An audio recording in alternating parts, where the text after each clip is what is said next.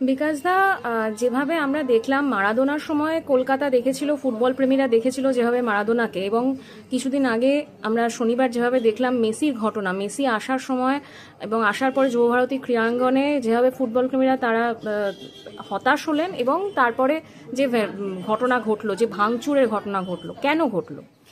দেখুন, পেলে মারাদোনা কলকাতায় এসেছেন। কলকাতার ফুটবল প্রেমী এবং সাধারণ মানুষের মধ্যে একটা উচ্ছ্বাস আর উন্মাদনা ছিল। তারা তাদের খেলা দেখে তৃপ্ত হয়েছেন। আর মেসিকে আনা হয়েছিল যারা অর্গানাইজ করছেন তাদের গৌরব বৃদ্ধির জন্য। দুটো দৃষ্টিভঙ্গির পার্থক্য আছে। সেই জন্যই আজকে যুবভারতী ক্রীড়াঙ্গনে এই অবস্থায় তৈরি হয়েছে।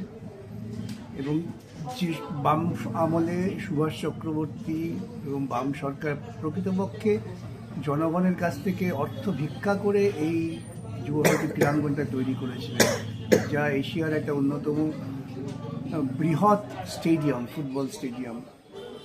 এই স্টেডিয়ামে অনেক বড় বড় প্রোগ্রাম হয়েছে।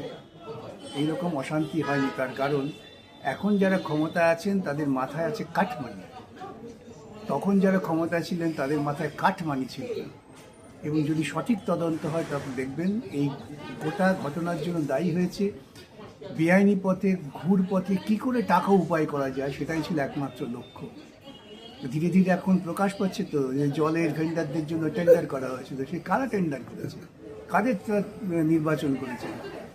মানুষকে যে জল বাইরে লোকে 10 টাকা 20 টাকা কেনে, ভেতরে সেখানে 200 টাকা 250 টাকা এইভাবেই তাদের কিনতে বাধ্য করা হয়েছে। সবটাই কি নিছক ঘটে গেছে, না সবটাই একটা পরিকল্পনা ছিল? সেই পরিকল্পনা রূপায়িত করতে গিয়ে মানুষ যারা হাজার হাজার টাকা দিয়ে, ভাবা যায় একটা খেলা দেখার জন্য 12,000 14,000 টাকা দিয়ে মানুষ টিকিট কেটেছে। আমি তো খুব বিস্মিত হয়ে যাচ্ছি। রাজ্যের তরফে যে এসআইটি ফর্ম করা হয়েছে, আপনার মনে হয় আদৌ সেই এসআইটি তাড়াহুড়ো করে ফর্ম করা হয়েছে, আমি যারা আছেন তাদের নিয়ে কোনো মন্তব্য করব না, কিন্তু আমার নিজের একটা আশঙ্কা আছে যে এসআইটি যথাযথ তদন্ত করে সত্য উদ্ঘাটন করবেন কিনা, নাকি তদন্তটাকেও তারা জামা পরিয়ে দেবেন মমতার চামড়া বাঁচাবার জন্য, এই নিয়ে আমার মনে একটা শঙ্কা আছে। এটাকে আপনি একটা হোয়াইট কলার ক্রাইম বলছেন পুরোপুরি? Crime, white colour, yellow colour, green colour, এটা বড় কথা নেই। Crime organised by a group of people claiming to be political personality.